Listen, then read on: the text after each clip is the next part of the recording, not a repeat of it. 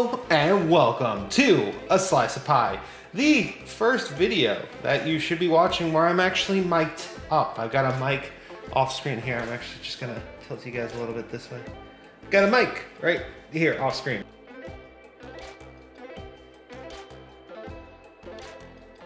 And I'm using the close lens because I actually really liked how that looked last week. It looks a lot more personal and doesn't make everything look so empty.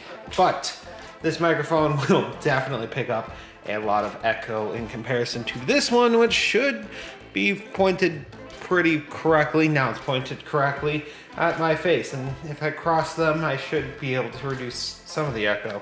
But I digress. We're actually going to start this episode of Slice of Pie a little differently than we normally do. I got an unboxing. Well, an untubening.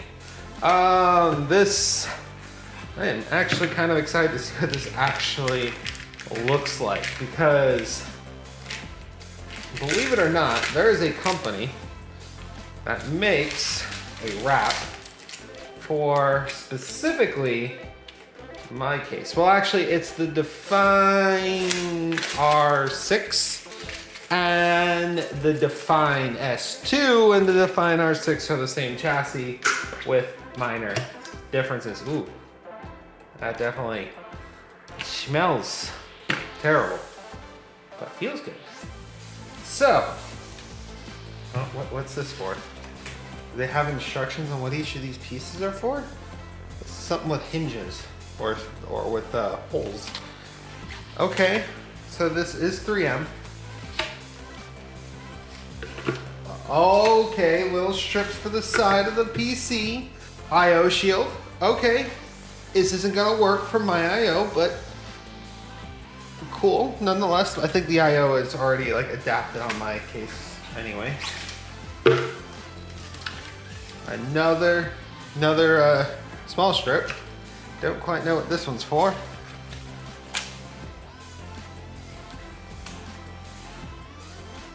Okay, we're getting to the big pieces now. All right, and so let's see here. We got shipping ledger. The big one for the front panel, I think. No, top panel. This is for the top panel. So for the Define top panel, that's gonna look nice too. That's gonna look pretty nice, I hope. I'm trying to fix my mistakes, okay? I was going to replace it with an 011 dynamic. That's the front panel. All right, we're gonna apply these sooner rather than later. I do really like how these feel though.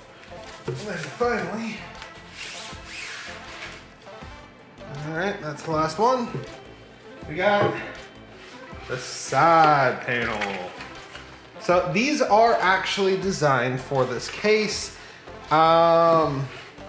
Pretty good quality, actually. I'm excited to try this. I will maybe throw a picture of what it looks like in there after the fact, because that's gonna be my next project. But I wanted to see what this looked like, and I figured you guys could actually see. So this is slick wraps.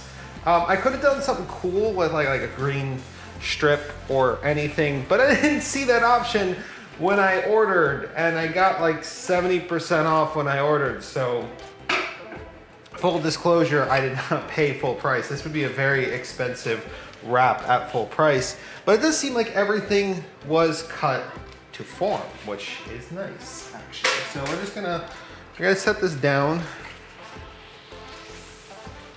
I have to thank J2 Cents for kind of getting me on the information train on this one.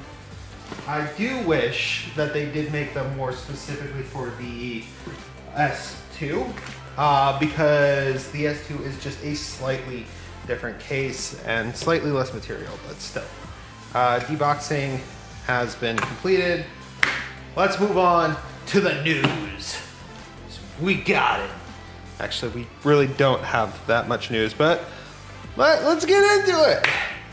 All right, so channel news. I actually have two videos that I think I can complete before next Friday. One of the videos is actually almost done. It is my battle with Asus or a sink, and it is an interesting video with a interesting solution, and I hope you guys enjoy it. The other one is actually about cable mod cables and whether or not they are a good purchase. And I actually compare them to a set of Antec cable extensions that I also purchased so that we can kind of compare and contrast the difference between a $100 set of cables and a $40 set of cables. So yes, cool video coming out hopefully Wednesday and Monday respectively, and then Friday for this show. Okay, I think that's pretty much it for this part of the video. Actually, I was gonna say the end of Slice of Pie. But before that, what year are we living in? Because PewDiePie made a Happy Wheels video. What? It is an interesting time to live, to watch this battle between PewDiePie and T-Series. In fact, actually, this video looks very retro almost in my own way. I mean, the camera quality is still much better, but I haven't had a haircut in a while, and my hair is all like this, and I haven't shaved, and I haven't slept. So yeah, this is pretty much my old YouTube content. So we're going old school. Let's go into the game news. Why not game news now? Because we actually have game news. Nintendo kind of revealed that the Switch Mini is a thing that they're working on, and the Switch Pro, allegedly. And there have even been supposed leaks of the Switch Mini. Now, for the most part, the Switch Mini leaks don't really add up too well, since they still have the same FCC filing as the original Nintendo Switch on the back of them. Now, they could have been a mock-up, but that's unlikely. That being said, the design that somebody else came up with, that's not bad, especially because what it would do is it'd shrink it down to about the size of a 3DS, which would make it a pretty portable system. And if you keep the Joy-Cons connected, you actually do reduce the amount of parts that you can break on the Switch. That being said, the Switch Mini, kind of an interesting concept. The Switch Pro is the one that I'm more fascinated with, and that one supposedly actually got delayed, and that we're going to actually see at E3 the Switch Mini and maybe even hear about the Switch Pro, but not necessarily see it. Speaking of Nintendo Switch, Joker for Smash has finally come out, actually. They kind of like stealth announced everything.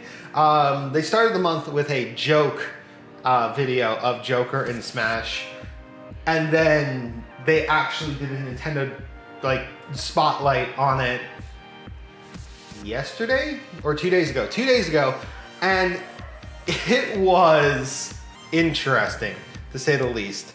Now, I am excited. I personally am downloading it and going to play it. They also announced Stage Builder, which again, pretty awesome.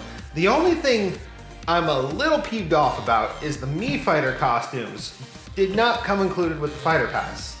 Now I get that the Fighter Pass is supposed to be for the fighters, but the Mii Fighter thing is a little ridiculous. Now I don't use Mii Fighters, so I'm not going to care to buy them, but I'm surprised that they are separating them and nickel and diming us that way.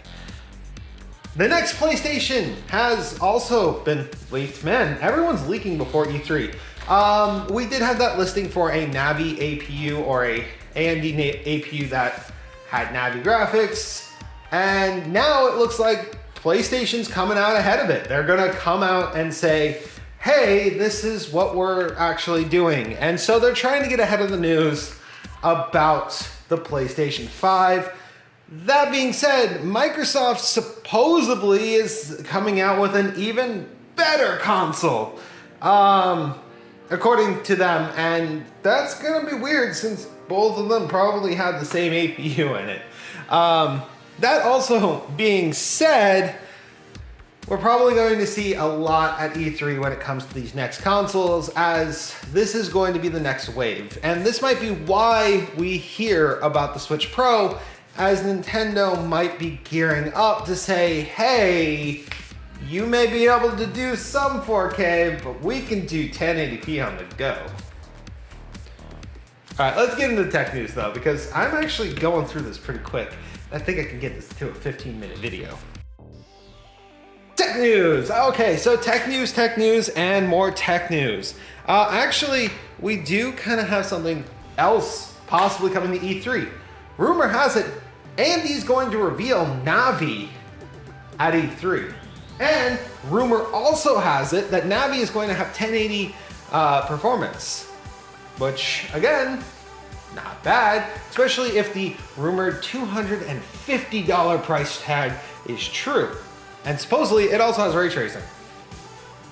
I mean, what's not to like about that?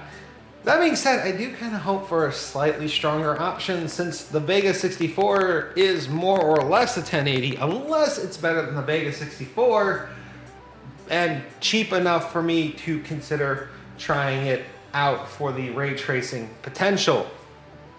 That being said, if this is true, could be cool. And if AMD goes beyond this and surprises everyone with something that actually somehow kills the Radeon 7, well, that would be interesting, now wouldn't it? Cooler Master is fixing problems that nobody has. Cooler Master decided to actually make a mono-bodied 3 fan setup. Now, hypothetically, if this all runs off of one PWM and one RGB header, this actually could simplify the connections to your 360 rads in the front of your AIOs. And this could fix a very specific problem when it comes to AIOs and making them easier to install. It also could be interesting for custom cooling because everything would be on the same bracket. That being said, this is a solution that nobody was really asking for, especially because in any system you just kind of add the fans you want. And then finally, we are running through this as quick as possible. I'm almost done. Actually, no, it's not the final thing. AMD's 50th anniversary is coming up. Is it 50? Is it really 50 years? Yeah, it is the 50th anniversary. Holy cow. AMD's 50th anniversary is coming up. And to celebrate, they are going to be releasing an XFX, or no, it's a Sapphire 590 all gold edition. Now, this is an interesting card and an interesting statement. But you know what's going to go with that? How about your limited edition 50th anniversary Ryzen 2700X? Or how about, just hear me out, a motherboard that's also branded for AMD's 50th anniversary. You could build your very own 50th anniversary PC, probably for more than the cost of the parts. And then breaking news, actually, like literally right as I was recording this, I actually got one more story in on us. AMD's new APUs were leaked, and they are the Zen 2 Vega-based Ryzen 3000 APUs. Now, are they as exciting as they could be with Zen 2 and Navi? No. Are they good to know that they're on their way? Yes, because those APUs will actually probably run slightly better than the existing ones, which are currently using Ryzen 1 type CPUs, and now we'll have Ryzen 2 type CPUs, which actually do have slight optimizations and memory latency, and that could be a good thing for an APU. Now, how good this is yet to be seen, but an image of the actual product has been revealed, and yeah, I'm excited. I mean, if just to watch what happens.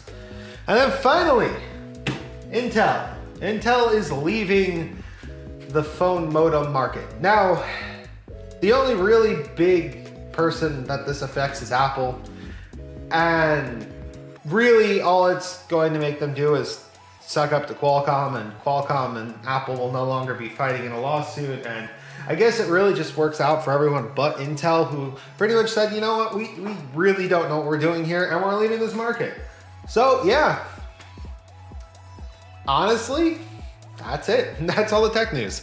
Thank you guys for watching. If you enjoyed watching this ADHD person's ramblings through the Tekkens, you may leave a like, a comment, or even subscribble. I am now going to remove the panels from my PC and cover them in fake carbon fiber.